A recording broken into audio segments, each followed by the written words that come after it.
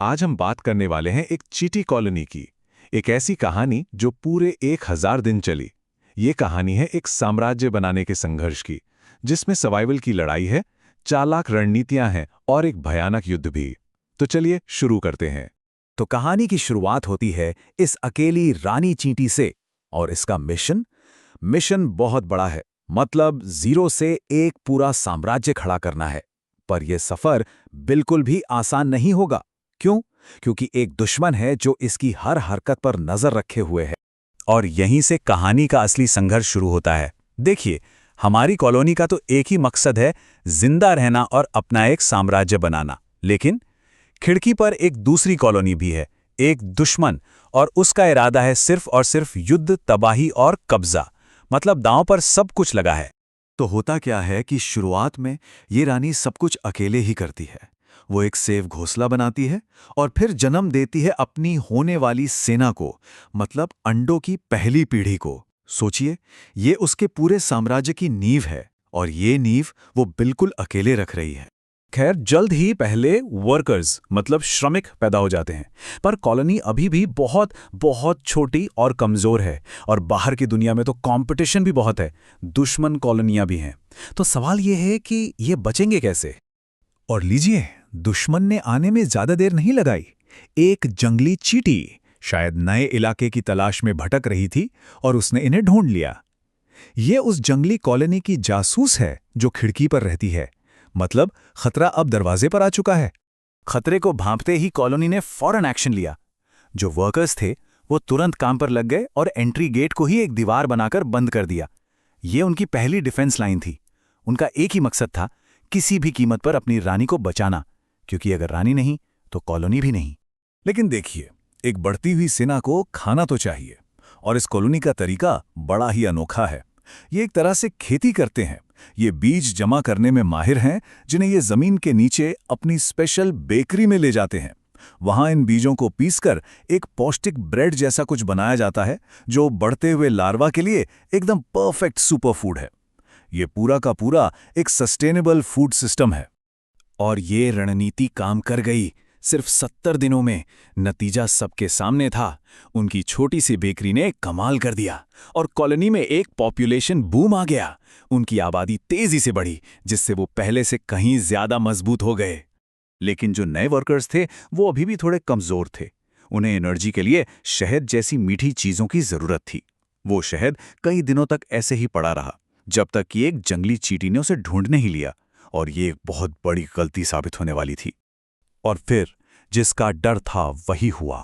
शहद की महक जंगली कॉलोनी को सीधे इनके दरवाजे तक ले आई। उन्होंने एक खतरनाक चौतरफा हमला बोल दिया। हमारी ये नई कॉलोनी, जो संख्या में कम थी और अनुभवीन भी, वो पूरी तरह से घिर गई। ये एक भयानक लड़ाई थी।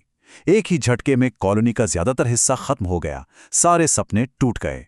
इस तबाही के बाद जो हुआ वो सच में हैरान करने वाला था। जो कुछ वर्कर्स बच गए थे, उन्होंने अपने मरे हुए साथियों को एक जगह इकट्ठा किया, एक तरह का कब्रिस्तान बनाया। चींटियां उन गिने चुने जानवरों में से हैं जो अपने मृतकों को इस तरह का सम्मान देती हैं। ये दिखाता है कि हार के बाद भी उनका सोशल स्ट्रक्चर कितना मजबूत है। अब कॉलोनी पहले से कहीं ज्यादा कमजोर थी, पर जिंदा रहने के लिए उन्हें शहद तो चाहिए ही था। पिछली बार इसी शहद की वजह से इतनी बड़ी मुसीबत आई थी।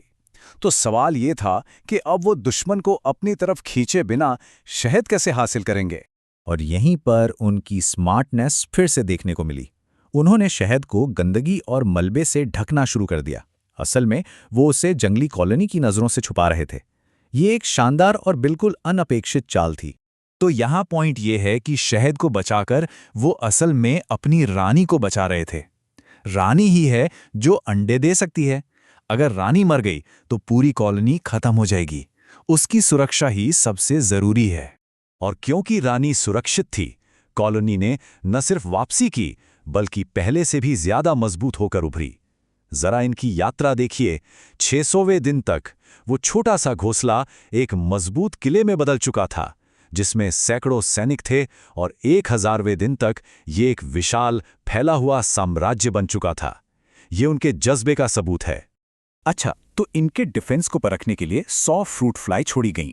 चींटियों ने ज्यादातर को पकड़ लिया, जिससे उनकी शिकार करने की काबिलियत पता चलती है। लेकिन कुछ मक्खियां भागने में कामयाब हो गईं। और जो मक्खियां बच निकलीं, उन्होंने एक बहुत ही डरावनी सच्चाई का खुलासा किया। वो सीधे जंगली कॉलोनी के इलाके में जा पहुंचीं और तब पता चला कि दुश्मन कॉलोनी भी इन 1000 दिनों में बहुत बड़ी हो गई थी। वो भी एक विशाल साम्राज्य बन चुकी थी। हमारी कॉलोनी उतनी तैयार नहीं थी जितना वो सोच रही थी। और बस इसी के साथ शुरू हुआ 1000 दिन का युद्ध। ये दो बड़े साम्राज्यों के बीच एक आखिरी निर्णायक लड़ाई थी। दुश्मन ने सीधा हमला किया और जमीन के नीचे तक पहुंच गया। घोंसले के अंदर पूरी तरह अफरा तफरी मच गई। पहली प्राथमिकता रानी को बचाना था, तो उसे कॉलोनी के सबसे गहरे हिस्से में ले जाया गया।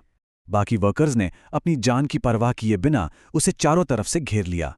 पर दुश्मन लगातार आगे बढ़ रहा था और उसने लार्वा को एक एक करके मारना शुरू कर दिया। सोचिए, 1000 दिनों की मेहनत, लड़ाई, सब कुछ इसी एक पल पर आकर टिक गया था। रानी ने अकेले ही एक साम्राज्य खड़ा किया था, तो क्या वे अपनी रानी को बचाने के लिए सब कुछ तबाह हो जाने देंगे? और फिर उन्होंने फैसला किया। भागने के बजाय कॉलोनी लड़ने के लिए मुड़ी। सारे वर्कर्स अपनी रानी के चारों ओर इकट्ठा होने लगे, एक आखिरी जवाबी हमले के लिए तैयार। ये उनका आखिरी स्टैंड था। और उस जवाबी हमले ने सब कुछ बदल दिया। हमारी कॉलोनी एक लहर की तरह जमीन से बाहर निकली और दुश्मन ये देखकर हैरान रह गया। उन्होंने जंगली कॉलोनी को पीछे हटने पर मजबूर कर दिया। लड़ाई जीत ली गई थी, वे विजयी हुए और जंगली साम्राज्य पूरी तरह से हार गया। उस दिन के बाद वो जंगली कॉलोनी फिर कभी नहीं दिखी। पूरे 1000 दिनों के बाद रानी का मिशन पूरा हो चुका था। साम्राज्य अब सुरक्षित था। तो इस पूरी कहानी से हमें क्या पता चलता है? एक छोटे से साम्राज्य का ये महाकाव्य संघर्ष हमें जिंदा रहने की इच्छा, मुश्किल हालात में भी कुछ नया कर दिखाने की काबिलियत और युद्ध की क्रूर सच्चाई के बारे में क्या सिखाता है? ये वाकई एक सोचने वाला सवाल है।